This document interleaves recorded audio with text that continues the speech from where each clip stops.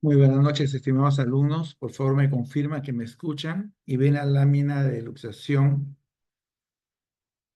traumática de cadera.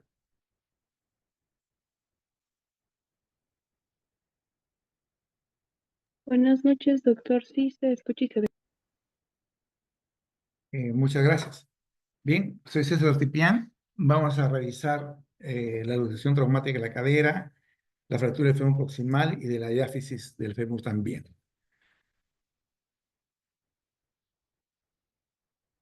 Para que se produzca una luxación traumática de la cadera, necesitamos pues que exista un gran traumatismo, una energía muy intensa que venza la resistencia de estos tejidos, la cápsula, los ligamentos, que son muy fuertes. Entonces, para poder romper la cápsula, los ligamentos y que se luxe, es decir, que pierda contacto la cabeza femoral con el acetábulo, necesitamos de una gran energía que se transfiera hacia esos tejidos. La luxación va a producir dolor intenso, impotencia funcional, y, lógicamente, la movilidad articular está bloqueada como en todas las articulaciones, que se luxa. La extremidad inferior adopta una posición característica de acuerdo al tipo de luxación que tenga el paciente. Y para saber el tipo de luxación, vamos a revisar los mecanismos que producen la luxación. Entonces, para una luxación posterior de la cadera, se requiere que el paciente esté sentado con la rodilla en flexión de 90 grados, ¿no? La cadera en flexión de 90 grados, aquí vemos rodilla en 90 grados, cadera en 90 grados, ¿no? En esta posición de cadera y rodilla en 90 grados, la cabeza femoral se va a apoyar contra la pared posterior del acetábulo, ¿no? Esto sucede cuando están, pues, sentados en un vehículo. Y si este vehículo choca, golpea la rodilla con el tablero, y entonces el fémur retrocede, ¿no? Esta fuerza va hacia atrás y golpea la cabeza del fémur contra la ceja posterior, la pared posterior del acetábulo, fracturándolo. Entonces se luxa y además fractura la pared posterior del acetábulo. Tengo una luxo-fractura. Entonces tengo luxación posterior más fractura de la ceja posterior del acetábulo. Ese es un mecanismo. Otro mecanismo, para que se produzca la luxación posterior pura, o sea, sin fractura, se requiere que el paciente que está sentado, cadera 90 grados, rodilla 90 grados, ¿no? Y en esta posición la cabeza ya no se apoya en la ceja posterior del acetábulo, se apoya en la cápsula. Entonces, cuando la fuerza lleva al fémur hacia atrás, la cabeza ya no golpea con el acetábulo, sino va a atravesar, va a romper la cápsula, luxándose sin fracturar el acetábulo. Por eso se llama luxación pura, sin fractura. ¿Por qué? Porque la extremidad del muslo está en aducción, ¿no? Si recordamos ese paciente que está sentado en el carro, podría estar sentado con la pierna cruzada, ¿no? Está en aducción. Y eso hace que la cabeza no apoye contra la ceja posterior del acetábulo, sino contra la cápsula, y se luxe sin fracturar el acetábulo. Esta es la luxación posterior. Otro mecanismo, ¿no? Que va a dar la luxación central. La luxación central es cuando el paciente está cadera flexa 90 grados, ¿no? Rodilla 90 grados, está sentado, pero con el muslo separado en abducción. Al estar abducido, la cabeza se apoya contra el fondo del acetábulo, de tal manera que al golpear la rodilla y el fémur va hacia atrás, golpea contra el acetábulo, lo fractura y se introduce la cabeza dentro del anillo pélvico. A esto se llama luxación central de la cadera, ¿no? Lógicamente, en estos casos, estos fragmentos óseos pueden dañar a los órganos intrapélvicos, colon, vejiga, ¿no? Entonces, cuando tenemos una luxación de la cadera, siempre va a estar roto la cápsula, siempre van a estar rotos los ligamentos, siempre va a estar roto el ligamento redondo acetabular, que da una irrigación no muy grande, del 15% de la cabeza. Entonces, se pierde esta irrigación, se luxa la cadera, pero el problema principal no es que se haya perdido el ligamento redondo acetabular, sino que los vasos sanguíneos que irrigan a la cabeza, que están dados pues por estos vasos que vienen de la arteria circunfleja anterior y de la arteria circunfleja posterior, los vasos sanguíneos están luxados, se estiran y al estar estirado pasa menos sangre. Entonces produce una isquemia en la cabeza femoral. Esta isquemia, si se mantiene por más de 24 horas, produce más del 80% de necrosis vascular en estos pacientes. Entonces, el problema no solo es de que esté luxado, sino que también se puede privar de circulación en la cabeza femoral y producir necrosis vascular por la isquemia transitoria. Si nos demoramos más de 24 horas en reducir la cabeza femoral, esta puede necrosarse hasta en un 80% de los casos. ¿Qué otros problemas podemos tener? ¿No? La compresión del nervio ciático. El nervio ciático pasa por detrás del acetábulo y si la cabeza se luxa hacia atrás, su luxación posterior lo puede comprimir, ¿no? Y ocurre en un 20% de las luxaciones posteriores. Igual, si la cabeza femoral no se luxa hacia atrás, sino se luxa hacia adelante, luxación anterior, puede comprimir la arteria o la vena femoral, ¿no? Y si comprime la arteria femoral, produce isquemia distal. Y si la isquemia es más de 8 horas, produce necrosis de la extremidad. Y si comprime la vena, puede, entonces, y se mantiene esta obstrucción, puede producir trombos dentro de la vena femoral. Y después, cuando lo reduzcamos, esos trombos liberarse y ir a hacer embolia pulmonar. Entonces, siempre hay que pensar en todas las fracturas, en todas las luxaciones, ¿qué otro elemento más se ha comprometido? El nervio, la arteria, siempre buscar pulsos, siempre buscar la temperatura, siempre buscar la sensibilidad, la motilidad, buscando lesiones neurovasculares, siempre, en toda fractura, en todas las luxaciones. También puede haber en las luxaciones las fracturas parcelares de la cabeza femoral. Es poco frecuente, pero pueden darse y siempre hay que buscarlo antes de reducir y después de reducir la cadera, porque ahí se puede fracturar. Y hemos dicho también que se puede fracturar la pared posterior, ¿no? En aquellos casos de luxación posterior con fracturas. Habíamos dicho que de acuerdo hacia dónde se luxó la cabeza femoral, la extremidad iba a tener una posición determinada. Entonces, me he permitido hacer este esquema en una radiografía AP para poder explicarme. Es un esquema que lo he desarrollado, no existe en ningún libro, pero es la forma que yo tengo para poder explicarme.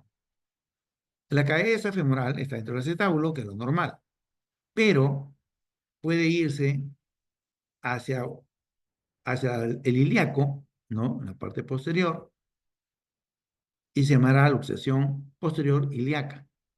Si se va hacia el isquion, se dará una luxación posterior isquiática, ¿no? Entonces, si ustedes se tocan el isquio, allí donde nos sentamos, donde podemos ese hueso, de la parte de atrás. Igual, el hueso ilíaco está atrás.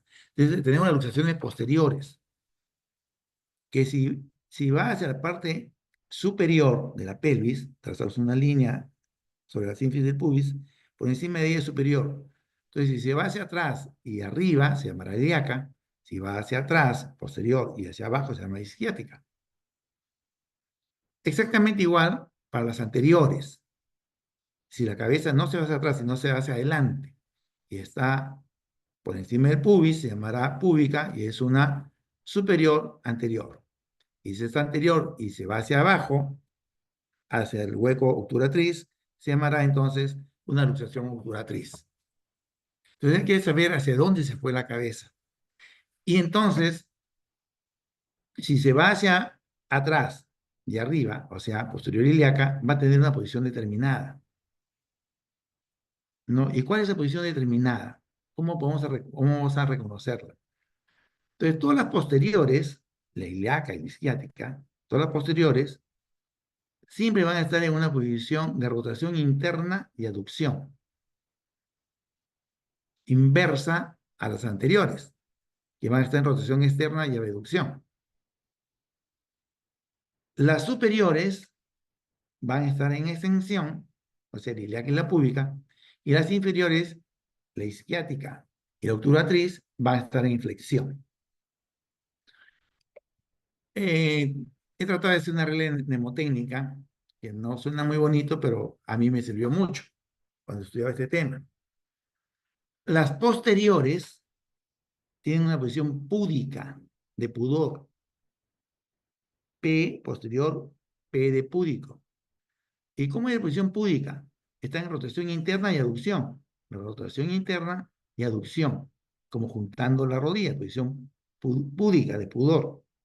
En cambio, las anteriores, anterior empieza con A, vocal, no, son las anteriores, van a estar en rotación externa y abducción, o sea, en posición impúdica.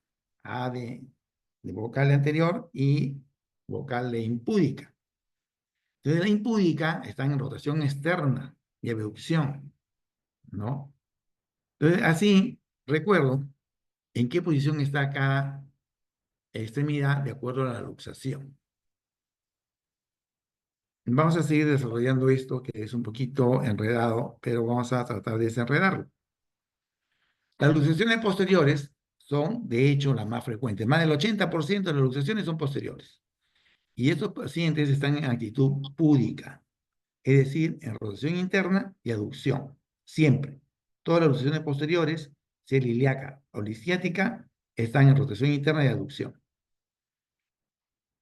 La isquiática está en una flexión marcada, en cambio, la ilíaca está en una pequeña flexión. Lo importante es recordar que las luxaciones posteriores están en rotación interna y aducción, o sea, en actitud púdica. ¿Y cuál sería el tratamiento entonces para esos pacientes? Todas las luxaciones, como ustedes ya saben, son emergencias, a diferencia de las fracturas, que son urgencias. Entonces, hay que resolverlas ya, ¿no? En las primeras horas. A mayor tiempo de luxado, mayores consecuencias. Hemos dicho, si tiene más de 24 horas de luxada la cadera, 80% va a ir a la necrosis vascular. Se muere la cabeza femoral. Se deben reducir bajo anestesia general. Se recomienda tener una camilla desmontable que casi muy poco lo pueden tener. Y veremos qué hacemos entonces. Y de lo que se trata es fijar la pelvis. Ustedes saben que siempre para reducir una fractura de una luxación tenemos que hacer dos maniobras. Uno, tracción y contratracción. Y segundo, llevar el extremo distal en busca del eje proximal. Y eso se repite en todas las fracturas, en todas las luxaciones. Entonces aquí fijamos la pelvis, ¿no? Una persona con sus dos manos en las dos crestas ilíacas. Y el operador va a llevar la cadera y rodilla en flexión 90 grados y tracciona al cenit. Y allí va a percibir un chasquido que me dice que se logró la reducción, un sonido, un clic. Cuando la reducción es estable, o sea que no se vuelve a luxar, estamos bien. Pero si se reluxa, quiere decir que hay seguramente una fractura, que por eso es inestable y se vuelve a salir. Este también es un esquema que hemos visto, ¿no? Las camillas desmontables nos permiten bajar al paciente al piso. Si no lo tenemos, igual lo cargamos entre varios y vamos a ponerlo horizontal en el piso. Una persona fija la pelvis, ¿no? Una mano en cada cresta ilíaca. El operador, teniendo la cadera en 90 grados y la rodilla en 90 grados, va a traccionar hacia el cenit. Entonces, hace tracción y contratracción. El extremo distal, o sea, la cabeza que está atrás, va a ir hacia adelante. Esa es entonces la maniobra de reducción de una luxación posterior. Si está atrás, tengo que llevarlo hacia adelante, tracciono hacia cenit. Y otra persona me hace la contratracción. Si no lo llevo al piso, lo puedo hacer en la misma camilla, ¿no? Entonces, está en la camilla, anestesiado, una persona fija la pelvis y el operador, teniendo la cadera del paciente en 90 grados, los 90 grados, flexiona las rodillas y con el hombro levanta la extremidad para llevar la cadera de posterior hacia anterior. Aquí es mejor porque la fuerza está haciendo en las piernas más que en la espalda. Entonces es mejor hacer esta maniobra. Si la cadera, una vez reducida, se vuelve a luxar, es inestable, debemos pensar entonces que debe tener una fractura. Entonces la reduzco y se vuelve a salir. Entonces debe tener una luxofractura. ¿Qué hago? La luxación es la emergencia. Entonces debo hacer la reducción y mantenerla en tracción para que no se vuelva a luxar. Y después haremos la reducción de la y fijación de la fractura. Entonces siempre hay que solucionar primero la luxación. Reducir la luxación y tiene una fractura, la fractura podemos hacer el tratamiento quirúrgico de esta fractura, la reducción cruenta y su osteosíntesis. ¿No? Queremos el paciente con un abordaje muy amplio en la cara posterior para poder reducir y fijar el acetábulo, la parte posterior que se ha fracturado en el momento de la luxación.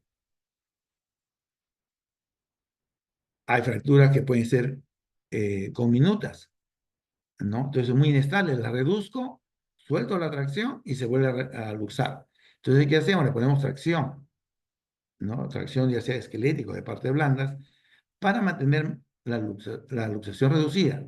Y después a los otros fragmentos haremos la reducción cruenta y la osteosíntesis con placas y tornillos, ¿no? Entonces, un abordaje muy amplio va a poder reducir los fragmentos óseos y darle continente a esta cabeza femoral.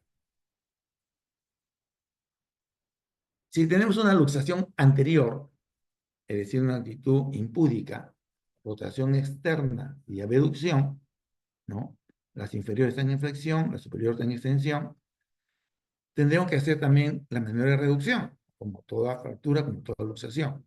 Pero aquí vamos a ver que este paciente con luxación anterior está en posición impúdica, está en rotación externa y abducción. ¿Ok? Entonces en la radiografía yo no puedo saber bien si está adelante o atrás, pero clínicamente lo podemos establecer de acuerdo a la actitud que está. Está en posición impúdica, es una luxación anterior. Si está en extensión, entonces es inferior. Perdón, si está en extensión es superior. Está en el pubis. Acá aparenta estar en la obturatriz, ¿no? Parecía que estuviera en el agujero obturatriz, pero es la incidencia de la radiografía. Está en extensión.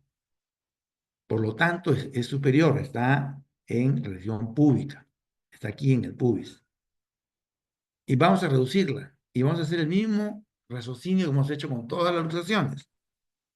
Primero, tengo que pensar en hacer una fuerza que lleve a la cabeza de donde está actualmente fuera del lugar hacia afuera porque puede ingresar al acetábulo. ¿Y cómo lo hago esto? Primero, la rotación externa tengo que llevarla a la contra, o sea, rotación interna. Hago rotación interna. Luego tendré que hacer la maniobra de tracción y contratracción. Un operador tracciona axial, otro tracciona lateral y un tercero va a presionar la cabeza de arriba hacia abajo, del pubis hacia atrás. Lógicamente debe haber una persona que haga la contratracción, que apoye sus dos manos en las crestas ilíacas. Entonces yo tengo que determinar hacia dónde se luxó. Si es una luxación posterior, entonces tengo que llevar la cabeza hacia anterior. Hago la contracción y lo llevo al cenit. Si es al revés, anterior, tengo que llevar la cabeza de adelante hacia atrás, haciendo rotación interna, porque estos pacientes están en rotación externa, hago la inversa, hago la tracción, tanto axial como lateral, para que la sumatoria de todas fuerzas me da una fuerza oblicua. Y vamos así a reducir la cabeza que se ha luxado anterior. Lleva entonces de adelante hacia atrás, con el puño empujamos, ¿no? Aplicando una fuerza hacia atrás. Se percibe el crujido de reducción y ya estamos con el paciente en una posición neutra, normal. Ya no hay rotación externa, ya no hay reducción. Ahora sí tengo movilidad, ¿no? Tomamos la radiografía para estar seguros que está reducido y no hay ninguna fractura adicional, ¿no? Y mantenemos con una bota antirrotatoria, ¿no? Esta bota con este palito impide que rote, impide que se desplace, ¿no? Si es un paciente que no colabora, incluso se puede poner un pelipedio. El tratamiento, entonces, después de la reducción, es clínico radiográfico y el paciente está en reposo. ¿Por qué? Porque tiene que cicatrizar pues la cápsula que se ha roto. Tiene que cicatrizar los ligamentos que se han roto. Y ese reposo lo hacemos con un peripedio o una bota de yeso con una barra antirrotatoria por un mes. Luego del mes que ya cicatrizan estos tejidos, podemos empezar a hacer la terapia física. ¿Qué complicaciones podemos tener de estas luxaciones de la cadera? La osificación heterotópica, ¿no? Esta osificación heterotópica es una formación en neohuesos alrededor de la articulación periarticular. Para evitarlo, podemos dar indometacina o bifosfonatos y a veces no basta y tenemos que hacer radioterapia. No se postula mucho retirarlos, estos huesos periarticulares, esta osificación heterotópica, porque recidivan bastante, ¿no? Podemos tener parálisis neurociático, uno de cada 7 de luxaciones posteriores, lesiones vasculares, hemos dicho, cuando se va hacia adelante, ¿no? Cuando es luxación anterior y puede comprimir pues, la arteria femoral, ¿no? O la vena femoral. La necrosis avascular, ¿no? Por elongación, no de estos vasos grandes, sino de las arterias circunflejas que van a irrigar la cabeza. Y, y hay más necrosis vascular cuanto más se demore, ¿no? La reducción debe ser antes de las 6 horas, es una emergencia, antes de las 6 horas. Si se pasa las 24 horas, tenemos 80% de necrosis vascular. ¿Y cómo se presenta la necrosis vascular? Con dolor y limitación funcional. Y esto se puede presentar, o sea, la necrosis vascular se puede presentar hasta 2 años después. Es una complicación pues, que puede ser tardía, una secuela en realidad. Sin embargo, lo más frecuente, la complicación más frecuente es la coxartrosis. ¿Y por qué la coxartrosis es lo más frecuente? Ya ustedes ya lo saben o tienen muy buenos indicios. La luxación es emergencia, ¿no? A diferencia de la fractura que son urgencias, porque al luxarse, la cadilla articular, ¿no? El cartílago articular se queda sin su nutrición. Ustedes saben que el cartílago articular es avascular, no tiene vaso sanguíneo que la irrigue. Quien nutre el cartílago es el líquido sinovial. Y al estar luxado, haberse roto la cápsula, ya no tiene este líquido sinovial. Entonces empieza a degenerarse. Por eso que cada hora cuenta. Entonces, desde que se luxó, ya empieza a degenerarse. Entonces hay que reducirlo lo antes posible para que este cartílago no degenere y no produzca coxartrosis. Distinto a lo que estamos hablando de la necrosis vascular, que también puede darse. Pero la necrosis avascular es el hueso, la cabeza con la que se va a necrosar, no la carilla. La carilla se irriga, se nutre por el líquido sinovial. Bien, entonces avanzamos a la fractura del extremo proximal del fémur, la cabeza femoral. Cuando se luxa la cabeza, también puede fracturarse, ¿no? Alguna parte de la cabeza femoral. Es raro, es poco frecuente, ¿no? Pitkin las clasificó en el tipo 1, aquella fractura parcelar que está en la parte inferior de la cabeza, distal a la inserción de la arteria, aquí, se me olvidó,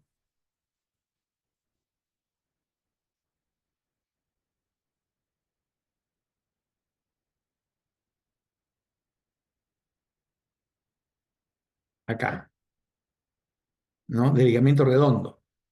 Entonces, cuando tenemos la fractura de la cabeza del fémur distal a la inserción del ligamento redondo, se llama Picking 1. Y esto es importante, ¿por qué? Porque no, esta parte de la cabeza no soporta el peso. En cambio, en el Picking 2, la fractura está proximal a la inserción del ligamento redondo. Y es importante porque aquí sí soporta peso y entonces tengo más problemas, ¿no? El tipo 3, el picking 3, es aquella fractura tipo 1 o 2 que además tiene fractura del cuello femoral. Y la tipo 4, la picking 4, es aquella tipo 1 o 2, o sea, por debajo o por encima de la inserción del ligamento redondo, pero que se asocia a fractura del acetábulo. Entonces, hay que sospecharlas, hay que buscar si es que la cabeza no está completa, si que hay algún fragmento que le falta, o que por aquí parece tener un fragmento, ¿no? Que es una zona más densa, y ante la sospecha, ¿no? Tenemos que hacer una tomografía y ahí sí podemos verla. Entonces está por distal, por debajo de la inserción del ligamento redondo, el picking 1. Entonces, ese fragmento tenemos que reducirlo y fijarlo, ¿no? Con unos tornillos especiales, unos tornillos sin cabeza, ¿no? Para que no lesionen la cavidad articular y se fijan este fragmento. No tiene buen pronóstico porque no se apoya, la zona fracturada no tiene apoyo. Aquí sí es un poco más eh, evidente, una línea allí, que en la tomografía es muy clara, ¿no? En la zona de inserción. Y aquí sí va a tener apoyo. Entonces, aquí sí tiene más posibilidad de ser artrosis. Tiene peor pronóstico que el anterior, ¿no? El Picking 2. Y también tenemos que reducirlas y fijarlas. Ustedes saben que las fracturas articulares, las que dañan el cartílago articular, tienen que ser reducidas al 100%, al íntegro. Por eso todas ellas son quirúrgicas, ¿no? Y aquí en este caso, en que tenemos no solo la fractura de la cabeza, sino también del acetábulo. Aquí podemos ver el acetábulo fracturado y la cabeza fracturada, y que en la tomografía es mucho más evidente, ¿no? Una fractura conminuta del acetábulo y también de la cabeza. Entonces, hacer osteosíntesis al acetábulo y a la cabeza en un paciente senil no es conveniente, sería un picking 4, sería una prótesis, un reemplazo tanto de la cabeza como del acetábulo.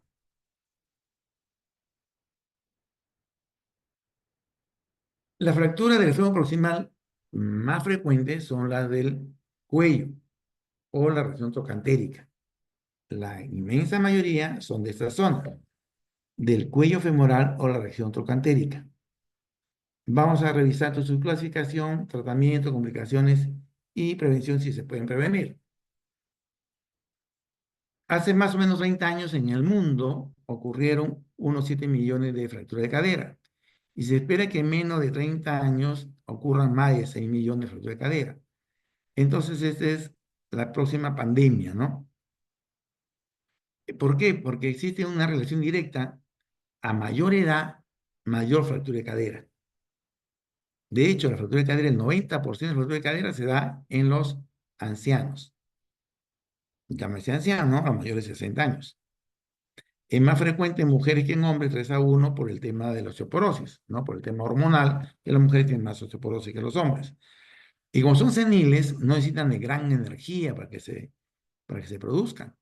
Por eso los viejitos no se luxan, se fracturan, porque el hueso es tan frágil que se rompe el hueso antes que el ligamento. En los jóvenes es al revés. Su hueso es muy duro, entonces se rompe las partes blandas, la cápsula, el ligamento, y se luxa, más que se fractura. Entonces, la fractura del fémur proximal es mucho más frecuente en los ancianos y requieren de traumatismos pequeños, caída en la vivienda, caída a nivel. Entonces, se resbalan en la alfombra, ¿no? Al bajar la escalera y caen y ya no pueden levantarse. Dolor, impotencia funcional. Ancianos, más del 90% de las fracturas, y en jóvenes tan solo un 2%, y requieren, sí, por supuesto, en un joven también se puede fracturar el fémur proximal, pero requiere de un traumatismo muy intenso, ¿no? Un accidente de tránsito, una caída de altura, ¿no? Revisemos la mortalidad. Tiene una alta morbilidad. Más de la mitad de los que tuvieron fractura de cadera no logran caminar igual que lo hacían antes de fracturarse. No logran caminar igual. No logran caminar igual, ¿no? Y un 10 a 15% de los pacientes fracturados no recupera la capacidad para caminar fuera del hogar. Cuando uno camina fuera de la casa se llama deambulador. Cuando camina dentro de la casa se llama no deambulador.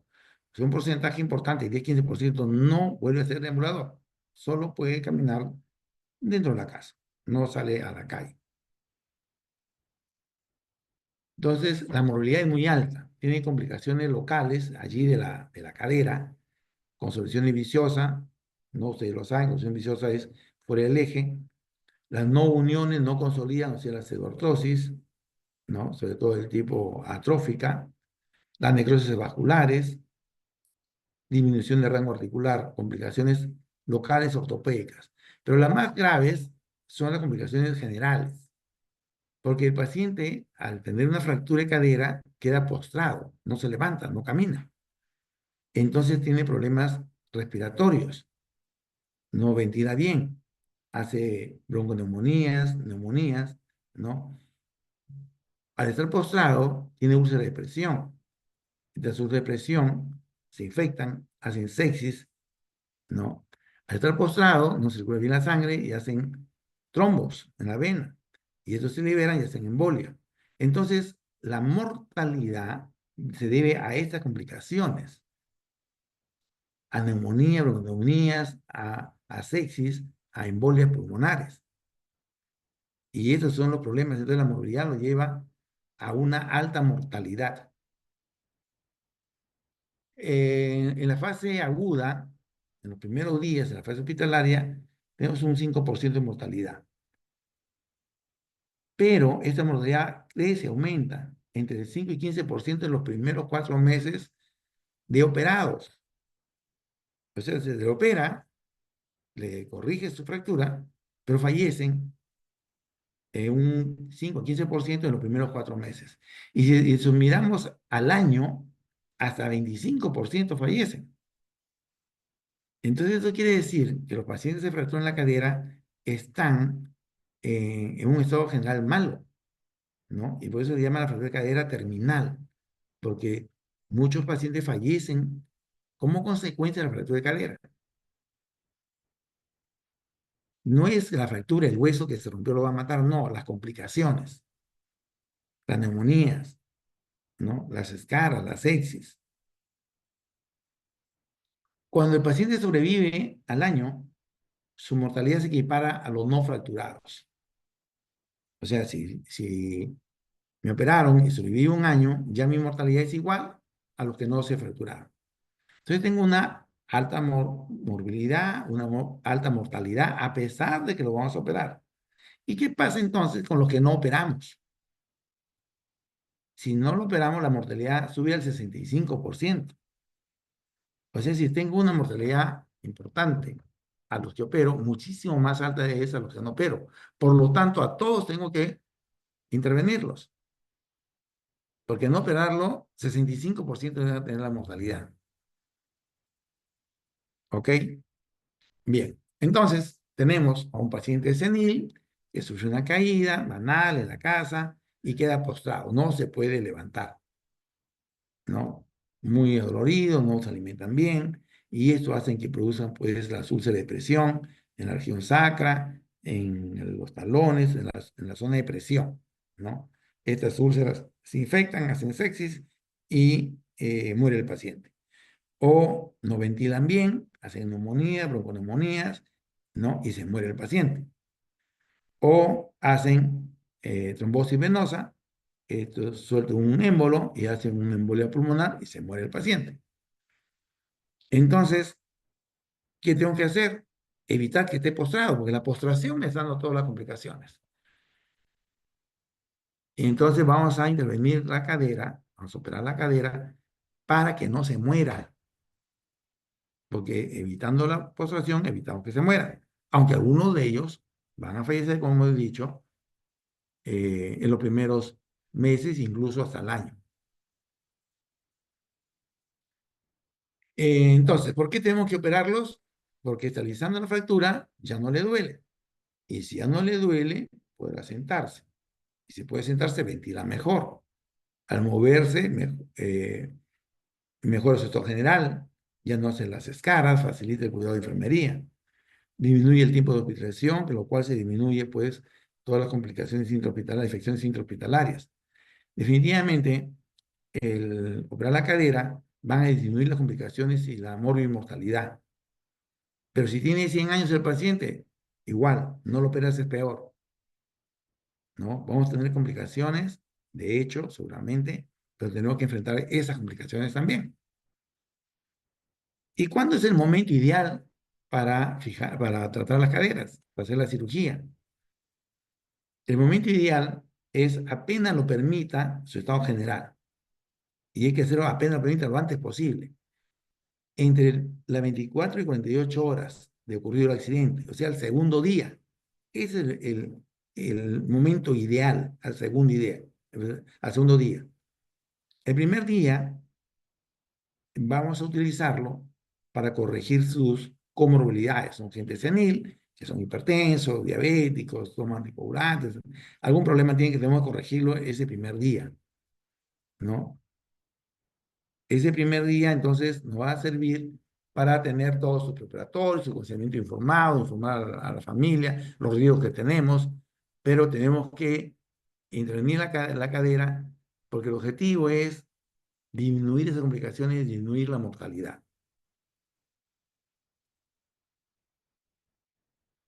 Bien, entonces vamos ahora a ver la clasificación de las fracturas.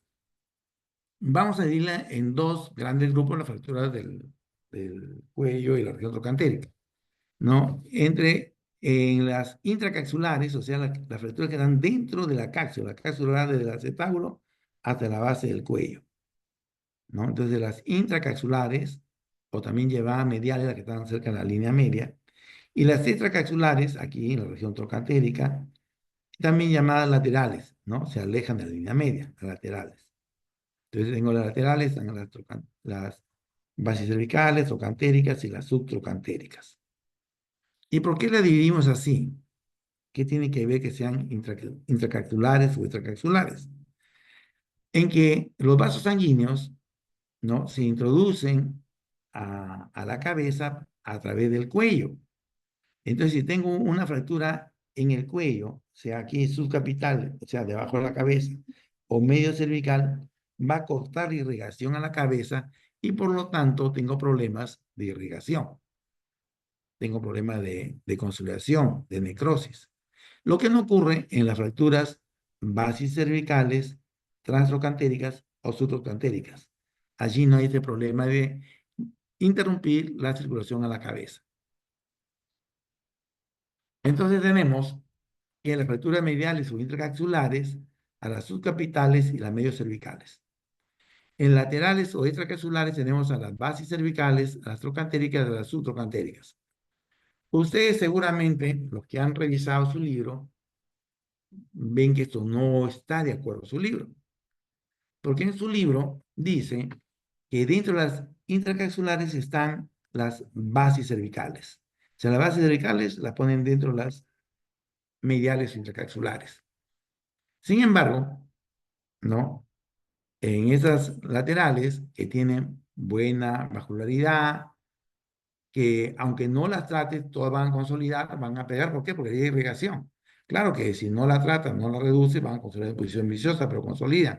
A diferencia de la medial, como tiene mala vascularidad, pues interrumpe la circulación en la cabeza por la fractura en el cuello, entonces no consolidan. Si no las trato, no van a consolidar jamás, van a hacer artrosis. Y peor aún, las mediales, aún reduciéndolas y fijándolas bien, ¿no? Van a ir a la necrosis vascular en un 33%. Aún reduciéndolas y fijándolas bien. ¿Por qué? Porque se cortó con la fractura la circulación, ¿no? En cambio, en laterales no existe la necrosis aséptica, no se presenta. Decía yo que en su texto dice las bases cervicales en las cintas capsulares. Sin embargo, en todos los demás libros y en la práctica de todos nosotros, vemos que las bases cervicales no van a la necrosis aséptica y consolidan todas ellas. Por esa razón, no estoy incluyendo las bases cervicales dentro de las intracapsulares, a pesar que en sus textos así lo dice. Pero en todo lo demás no dice así. Bien, ¿cómo hacemos el diagnóstico? Nos basamos en la clínica y en las imágenes.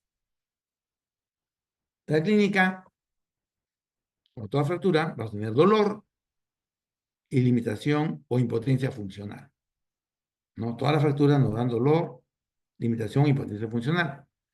Y además podríamos tener deformación. ¿Por qué podríamos tener? Porque la fractura puede estar no desplazada. Y si no está desplazada, por lo tanto no hay deformación. La deformación traduce que la fractura está desplazada. Y cuando existe el desplazamiento de fractura del fémur proximal, tenemos una deformación típica en rotación externa y acortamiento. Entonces tenemos un paciente senil que se cae a nivel, a la altura de sus pies, se cae y ya no puede levantarse, impotencia funcional y dolor, ¿no? En la ingle, con acortamiento y rotación externa, eso es fractura de cadera mientras no se demuestre lo contrario. No, ya tengo todo lo del libro.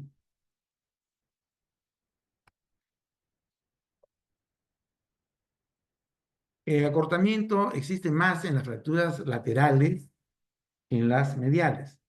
¿Por qué? Pues tiene una fractura aquí, supongamos, transocantérica, los músculos pelitrocantéricos van a traccionar a la diáfisis hacia proximal. En cambio, si tengo una fractura subcapital, los músculos lo traccionan, pero la cápsula contiene y evitan que ascienda el fémur proximal. Entonces, es verdad que ambas tienen rotación externa, pero más acortamiento tienen laterales que las mediales. Las radiografías no van a ser muy útiles, sobre todo para determinar no tanto si hay fractura de cadera o no, porque clínicamente ya lo tenemos, sino qué parte del fémur proximal se ha afectado. Lo hemos dicho, las mediales tienen un mal pronóstico, las laterales tienen mejor pronóstico. Yo quiero saber si es una medial o una lateral. Necesito saber eso para de acuerdo a eso hacer mi tratamiento. Las radiografías en AP siempre deben ser en rotación interna, 15 grados, porque así me muestran todo el cuello. En rotación externa no, tiene que ser en rotación interna, 15 grados y veo todo el cuello. Tampoco es bueno tomarle solo una cadera, siempre es tomar mejor la pelvis, así comparo con la otra cadera, ¿no? Las tomografías son útiles para demostrar sobre todo fracturas ocultas, ¿no? Así como tenemos las fracturas ocultas en el hueso escafoide carpal, que ya le explicaron ustedes, la dama traicionera del carpo, cuando uno se cae, se fractura, toma la radiografía y no ve ninguna fractura, y la ve días después, ¿no? Exactamente igual aquí. Entonces, este paciente, en la radiografía, no tengo la imagen radiológica típica, ¿no? De la línea radiolúcida que muestra una fractura. Pero la paciente puede tener la clínica, dolor en la ingle, y a veces no siempre es en la ingle, sino a veces hay un dolor referido a la rodilla. No le duele la ingle, le duele la rodilla o la cara interna del muslo. Entonces hay que sospechar en un paciente senil que se cae, tiene impotencia funcional y le duele la rodilla, no solo examinen la rodilla, busquen la cadera también. No, miren si hay una rotación externa, si está cortado. Bien, entonces, si yo tengo la clínica de un paciente que se cayó, un paciente senil que se cae, tiene limitación funcional, tiene dolor en la ingle o en la cara interna de la rodilla o en la rodilla, entonces debo pensar en una fractura oculta de la cadera y le pido una tomografía y allí puedo ver claramente la fractura, que no la veo en la radiografía. Lógicamente, como ustedes están en sus serums, no tienen tomografía seguramente, lo tendrán que mantener en reposo absoluto. Unos días después se toma la radiografía y aparece la imagen. O la derivan en reposo absoluto a un centro donde tengan la tomografía. Las resonancias también son muy útiles y son más precoces para determinar fracturas. Bien, ya tengo el diagnóstico, vamos al tratamiento. En primer lugar, hemos dicho que es un paciente senil que necesitamos operarlo muy rápido. Entonces, el primer día tengo que hacer la fluidoterapia, la hidroterapia, analgésico, reposo absoluto y corregir las comorbilidades, ¿no? Hacer todos los exámenes preparatorios, riego quirúrgico, el neumológico, el anestesiólogo, transfundir de sangre si se requiere, obtener la sangre a mano, el consentimiento informado que es muy importante por los riesgos que tenemos.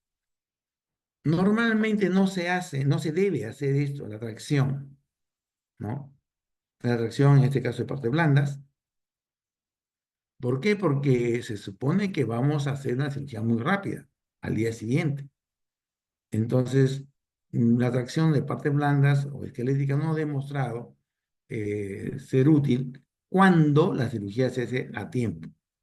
Desgraciadamente en nuestro país y en el tercer mundo en general, no podemos hacerlo en el día óptimo, el segundo día, ¿no? Incluso en la gran mayoría de clínicas del Perú. Y entonces tengo que recurrir a esta tracción de partes blandas, que no es lo más adecuado, pero me impide que se acorte la extremidad, me impide que se rote la extremidad, de tal manera que yo pueda hacer la cirugía mucho más sencilla, porque no está desplazada. En cambio, si está desplazada, está cortado, la cirugía va a ser más complicada y probablemente no pueda hacerlo a cielo cerrado y tenga que abrir el foco de fractura y va a tener pues más sangrado, ¿no? Y más problemas. Sería lo ideal hacerlo a cielo cerrado, sin aperturar el foco de fractura.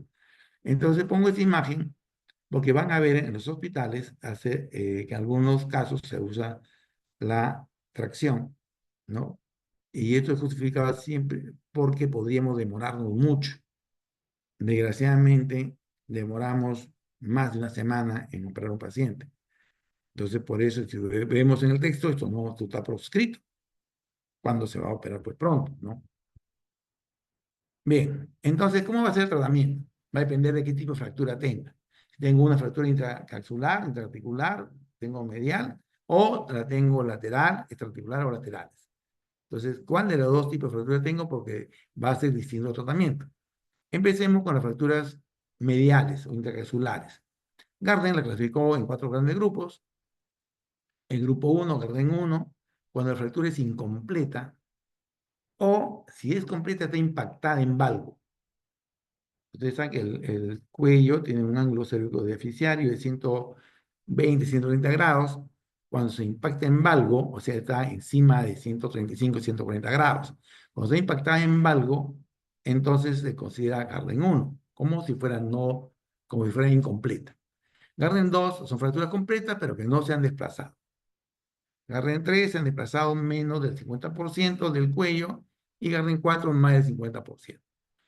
Para nosotros, pregrado, vamos a dividirlo en dos grandes grupos. En no desplazadas, el Garden 1 y 2, y las desplazadas, Garden 3 y 4.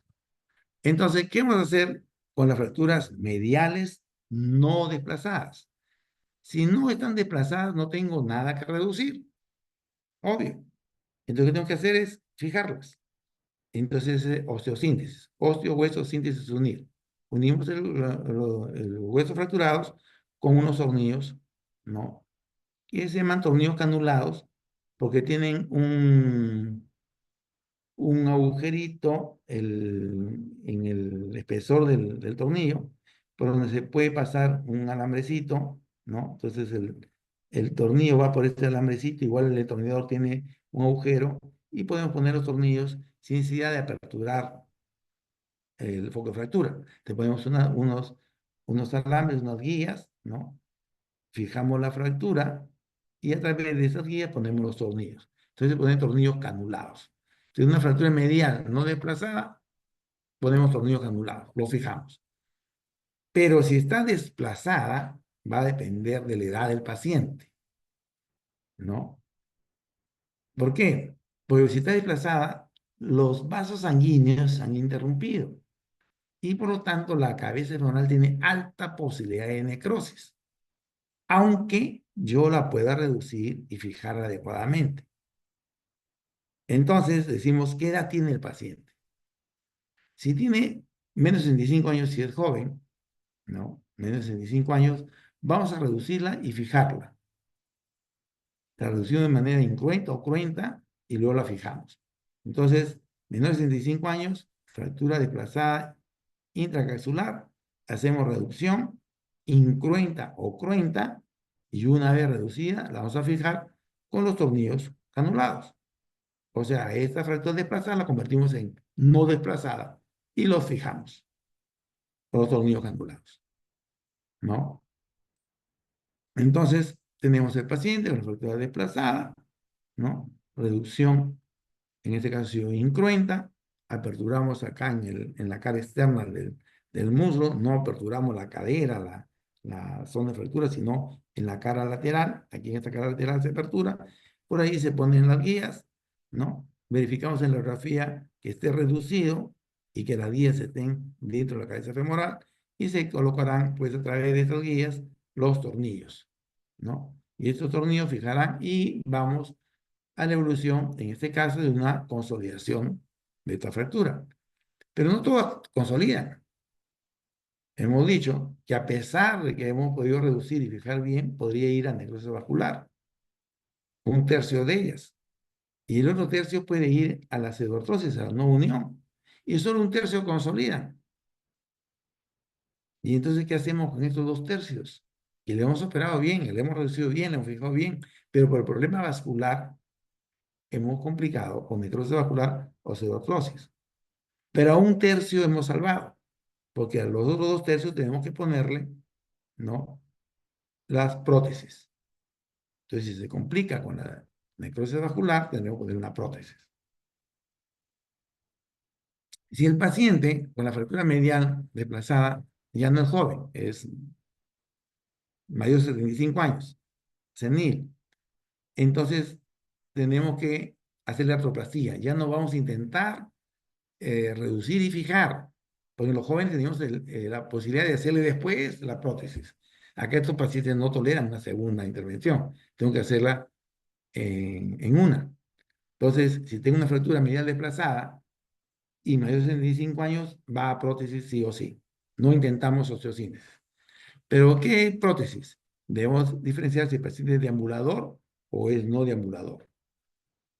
O sea, ¿camina fuera de la casa o no camina fuera de la casa? ¿Qué expectativa de vida tiene? Expectativa de vida corta, menor de 5 años, entonces entra junto a los no deambuladores.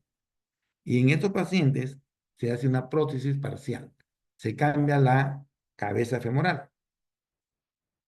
Pero si el paciente es deambulador, se hace una prótesis total. Se cambia el acetábulo y también la cabeza, ¿no? Si este paciente no deambulador, ¿no? Tiene una prótesis parcial, pero supongamos que no fuera deambulador, si no fuera deambulador, se caminaría bastante, esta cabeza empieza a horadar al hueso y se lo come al hueso y la cabeza se va introduciendo a la cavidad pélvica.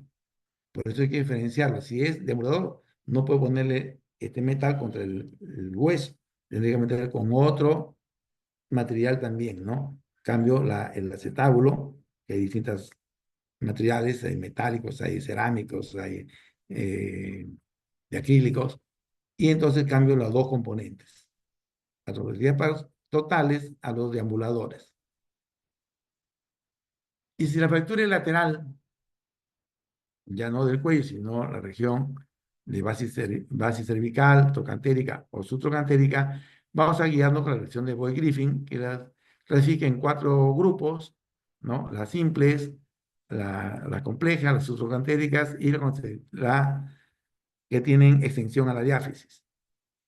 Pero nosotros vamos a dividirla en dos grandes grupos, en estables y en inestables, ¿no? Estables son aquellas simples, un solo trazo, no como esta. Entonces, fractura estable de un solo trazo, se hace la reducción, ya sea incruenta o cruenta, y su fijación, su osteosíntesis, y se hace con este sistema que es un tornillo y una placa, ¿no? Una placa tornillo. El tornillo va en el espesor del hueso, dentro de la cabeza, dentro del cuello. La placa sí va lateral. Y vemos el paciente, una fractura simple, ¿no? Griffin estable, se hace la reducción incruenta, ¿no? Sin aperturar el foco, y se fija con este sistema de tornillos y placa. Aquí tenemos ya finalmente, ¿no? Tratan las grapas, y el paciente con la fractura fijada, ¿no? Entonces ya podrá movilizarse, podrá evitar las neumonías, las escaras, la tromboembolia, ¿no?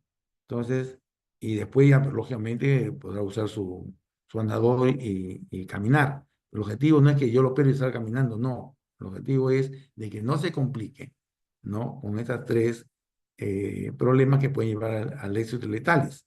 Que no tenga neumonía, que no tenga escaras, que es la causa número uno de fallecimiento. Y aquí pueden ver un agujerito. A este paciente le pusimos tracción esquelética, pues nos demoramos 3 semanas en operarlo, ¿no? Las fracturas laterales inestables, o sea, toda la demás, la cominuta, la subantérica, la extensión a la diáfisis, van a requerir de reducción, o sea, acomodarlas de manera incruenta, y el gol estándar es el clavo cefalomedular bloqueado, ¿no? Una palabra rapidito sobre la reducción incruenta. Cruenta todo lo entendemos. Cruenta significa con sangre, ¿no? Incruenta significa sin sangre. La incruenta es que vamos a reducirlo mediante maniobras externas, en tracción o contratracción, ¿no? Y llevando el extremo distal de la zona fracturada al eje de la zona proximal. Entonces aquí tenemos un caso, una fractura desplazada con minuta, ¿no? Voy Griffin inestable, con minuta, desprendimiento tocante menor, tocante mayor, la diáfisis de la parte proximal. Entonces vamos a hacer la reducción incruenta. Entonces se pone en una mesa ortopédica. Acá tenemos un pin que va a evitar que el paciente sea deslizado hacia distal. Este pin choca en el pubis. Entonces fijamos el pie y en este sistema que tiene aquí un tornillo sin fin, se da la vuelta a la manizuela y lo va traccionando, ¿no? Lo va jalando. Entonces hace tracción y este pin hace la contratracción. Podemos llevar el pie en rotación interna. Entonces estoy haciendo todas las maniobras, ¿no? Si yo tenía en mi fractura acortado, tengo que hacer tracción y la contratracción, ¿no? Y está en rotación externa, tendré que llevar a rotación interna. Si está en abducción, lo llevo hacia adentro, hacia aducción. Entonces hago los movimientos inversos al desplazamiento. Por eso necesito saber hacia dónde se desplazó para yo poder corregirlo. Y una vez que he hecho la maniobra de reducción, ¿no? La tracción, contratracción, la rotación interna, verifico con este arco en C, se llama arco en C porque es un equipo de rayos X que tiene así esta forma de C, que me permite tomar una imagen en frontal y luego lo giro y puedo ver en el axial. Entonces, hemos hecho reducción incruenta, hemos intentado la reducción incruenta, miramos en el monitor, en el televisor, si hemos logrado la reducción, tanto en el frontal como en el axial. Y si está reducido, son fracturas no articulares que no requieren reducciones anatómicas, ni estar en eje. Y aquí está en eje. Entonces ya lo tengo reducido. Y ahora que está reducido, lo que me falta es fijarlo. Entonces vamos a ponerle un clavo endomedular bloqueado. Hacemos la asexia, antisexia, el abordaje proximal a la altura del trocánter mayor, ¿no? Miramos en el interferidor de imágenes, pasamos nuestra guía que vaya el trocante mayor hacia el canal medular, la guía. Siguiendo esa guía se introduce el clavo y luego hacemos otra guía hacia la cabeza para poner el tornillo que va hacia la cabeza. Entonces, todo esto se hacen con guías, estos aparatos que nos dicen en qué sitio debo hacer la incisión para que a través de esa cánula vamos a introducir las guías y a través de las guías vamos a introducir los tornillos, ¿no? Se llama tornillo bloqueo, la diáfisis para que no gire, que no rote, pues le bloquea la rotación.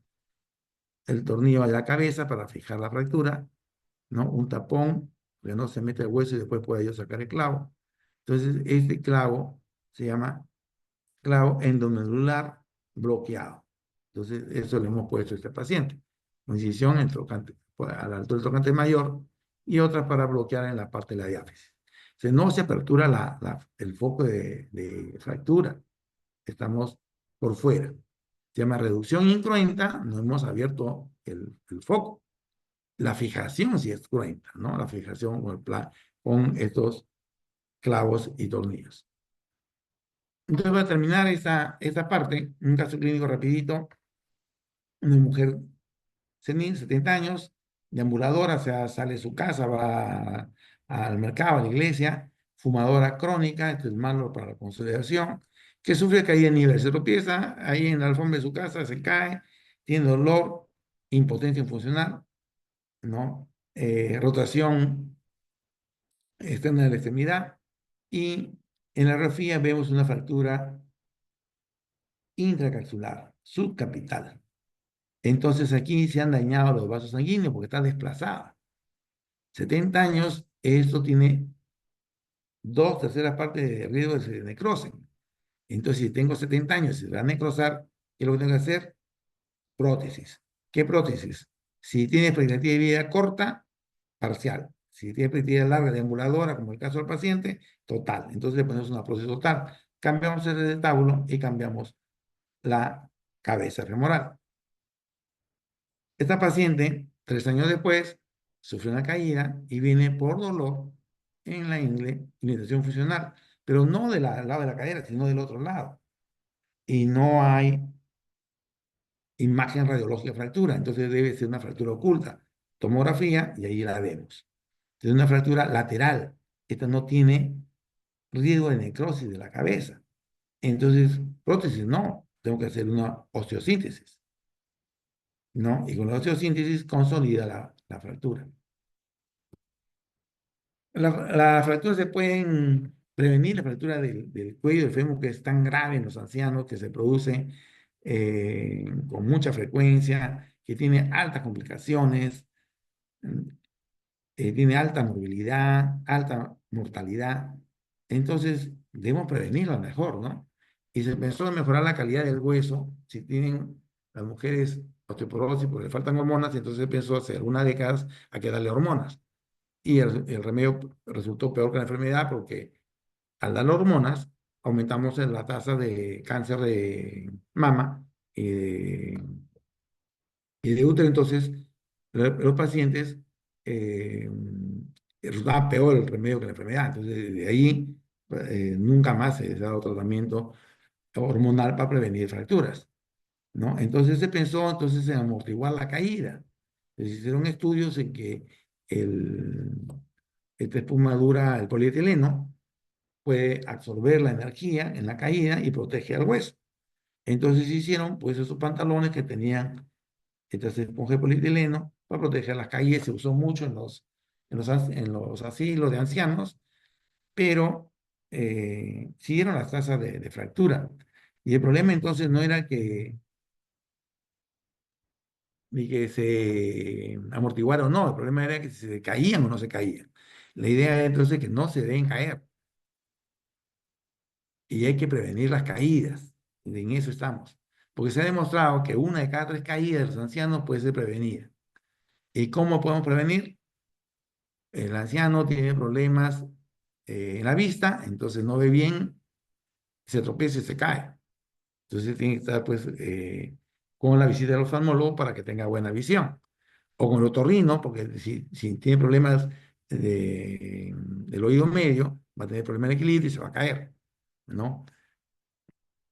Evitar los zapatos con suela resbalosa, colocar cintas adhesivas en las zonas peligrosas de la casa, sobre todo el baño, donde más se cae la gente es en el baño, en la ducha, ¿no? Hay que tener pasamanos fijados a las paredes. El paciente siempre debe estar por lo menos en 3 puntos apoyados. O sea, tenemos 2 pies y 2 manos, son 4 puntos. Si voy a moverme de la tina, de la ducha, puedo soltar solamente una mano o un pie. Entonces, si levanto el pie derecho, tengo mis 2 manos en la pasamanos y el pie izquierdo apoyado. Siempre tienen que estar apoyados en 3 puntos. Por eso tener varias pasamanos en las paredes de los baños. Tener bien iluminada la casa, evitar las alfombras o tapetes en el piso, ¿no? Evitar que suban y bajan escaleras. Ahora se ven muchos mascotas y a veces los perros son grandes y corren y empujan y hacen caer a los ancianos, ¿no? Y también se ha demostrado que el hacer ejercicio físico de manera regular tienen menos caída los pacientes ya que mejora su coordinación, su fuerza muscular y elasticidad.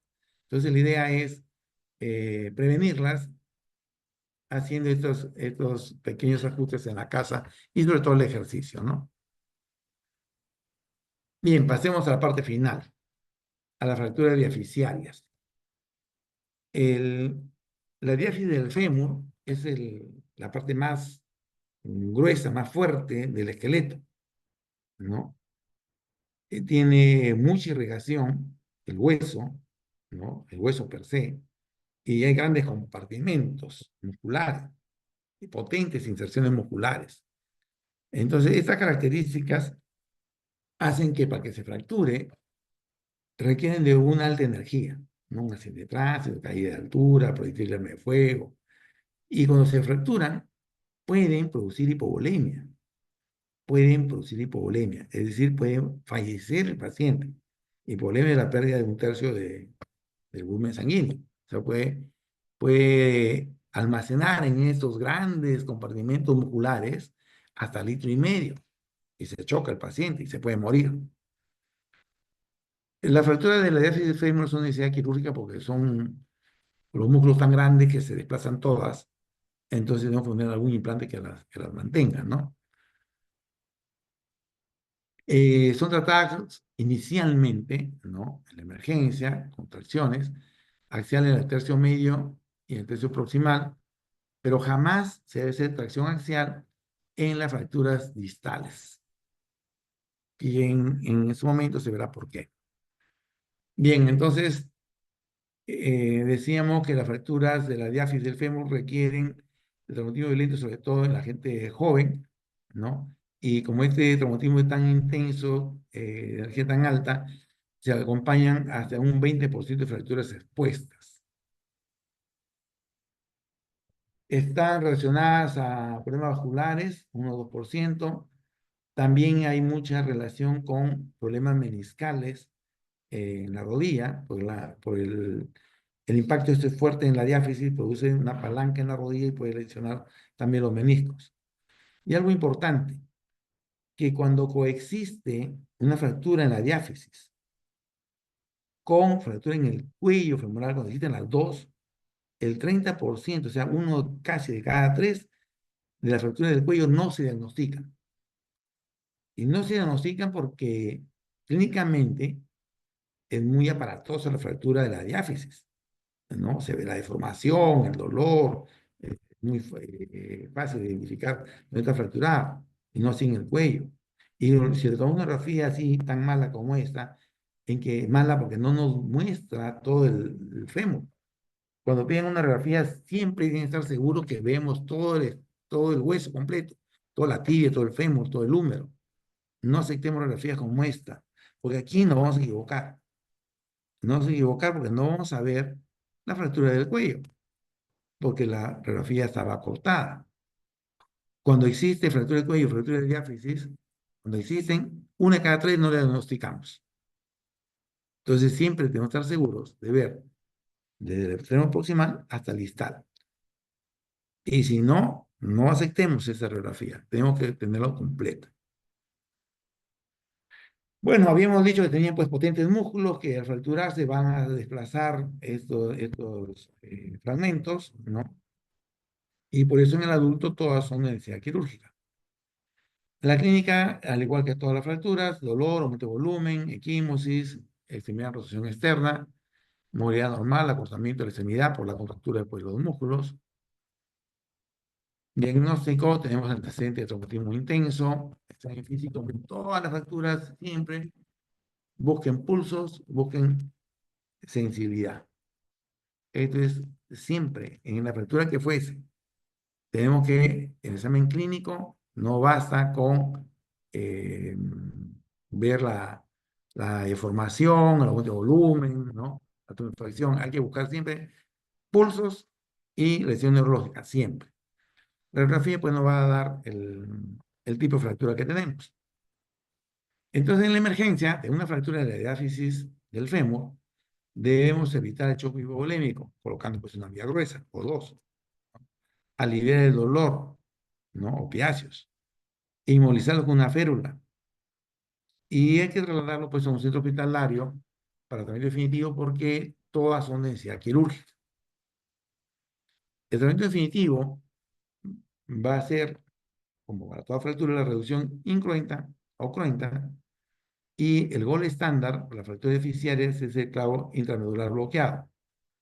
Algunas veces podemos usar placas gruesas asociadas a tornillos, sobre todo cuando el canal medular es muy delgadito, entonces no pasa un clavo. O el canal medular es muy curvo, entonces tampoco pasa el clavo. Entonces la placa sí podemos moldearla a esa curvatura de la diáfisis, pero generalmente el gol estándar es el clavo intermedular bloqueado. Y cuando son fracturas expuestas, ya sabemos que se hace, pues, aparte de la reducción, la fijación con un tutor externo. Las complicaciones, la rigidez de la rodilla, ¿no? Es lo más frecuente. Infecciones, sobre todo las expuestas, por eso que se hace limpieza quirúrgica antes de las 6 horas. Consolidaciones viciosas, si no hemos reducido bien, sobre todo la rotación. Pseudoartrosis, cuando periostizamos esos fragmentos, ¿no? Y las lesiones nerviosas que pueden ser por el accidente o también puede ser en el acto quirúrgico. Entonces, veamos pues un caso, una fractura de tercer fragmento, ¿no? De esta diáfisis del fémur. Una fractura desplazada con un tercer fragmento, en que se le ha hecho una reducción cruenta, se ha hecho un abordaje, se ha reducido la fractura y se ha pasado un clavo endomedular, ¿no? Desde el trocánter mayor hacia la parte más distal. Este es el clavo de Kunchel, que lo dio el doctor Kunchel allá en la Segunda Guerra Mundial, en los años 40 del siglo pasado. Y se usó muchísimo hasta hace yo diría, hasta hace 2 décadas en el Perú todo el mundo usaba este clavo de Kunchel, que se usó hace más de un siglo. Y Kunchel lo hacía a cielo cerrado, nosotros acá lo hemos hecho siempre a cielo abierto, tenemos que abrir para poder reducir, porque lógicamente no teníamos interferidor de imágenes, cosas que tenemos en las últimas 2 décadas, ¿no? Y sin embargo, con este clavo íbamos muy bien, aquí vemos la formación del callo, ¿no? Y tenía sus indicaciones, pues este clavo, como todo la cirugía, tiene indicaciones, fracturas diaficiarias, sobre todo las transversas, y tenía un agujerito para cuando no se consolidaba, por ese agujerito poníamos un gancho y jalamos, sacamos el clavo, ¿no? Y finalmente la fractura consolidada al 100% con función total, completa. Habíamos dicho también puede usarse de placa y tornillos, ¿no? Para, sobre todo cuando es muy curvo el hueso. Implica pues abordajes muy grandes, ¿no? Pero también evolucionan bastante bien, hay que cuidar de no desperiostizar los fragmentos. Y aquí vemos el paciente con una función completa, tanto en la rodilla como en la cadera. Cuando son fracturas así ya con minutas, poner un clavo no bloqueado va a rotar, ¿no? El clavo dentro del canal va a quedar flojo, entonces se va a rotar. Y si ponemos placas, vamos a desperiostizar estos fragmentos y pueden ir a la necrosis vascular o al retardo de consolidación. Entonces aquí la indicación si son los clavos en lugar de bloqueados. un clavo dentro del canal medular y tornillos en la parte distal y proximal para impedir que rote los fragmentos óseos, ¿no? Las fracturas tienen que estar alineadas, no necesito reducciones anatómicas, ¿no? Fracturas extraarticulares son alineamiento y consolidan teniendo, ¿no? El eje adecuado con la función completa del paciente, tanto en rodilla como en cadera. La idea siempre es tratar de aperturar menos los focos para no despriorizar los fragmentos, no retirar el hematoma fracturario, que es ahí donde están las células que van a hacer la consolidación de la fractura.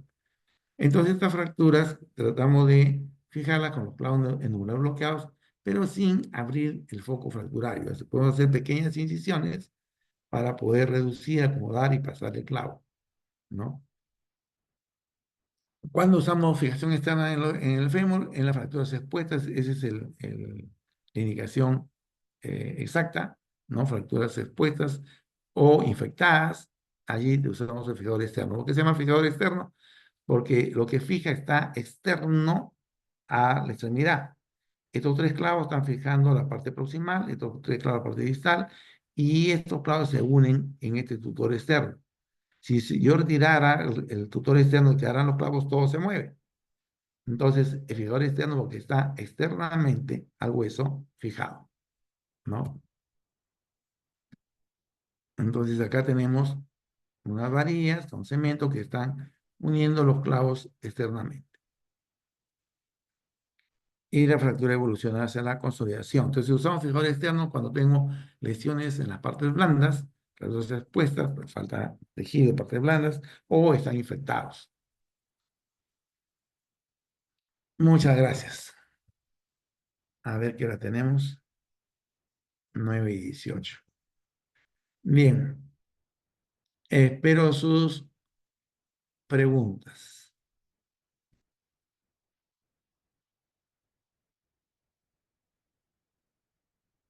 En el chat no encuentro ninguna. Entonces, a viva voz.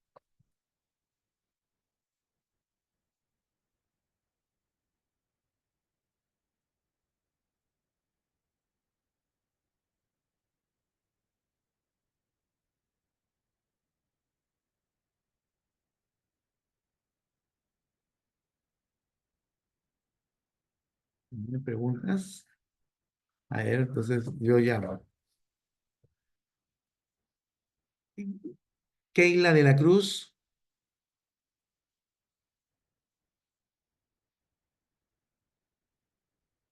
Sí, doctor, buenas noches.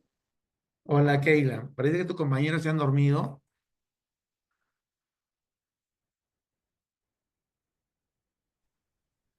No creo, doctor, que sí, sí, todo está claro. Ah, todo está claro.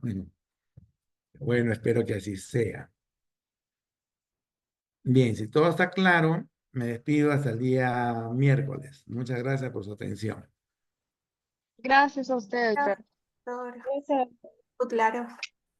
Gracias a ustedes hasta el miércoles.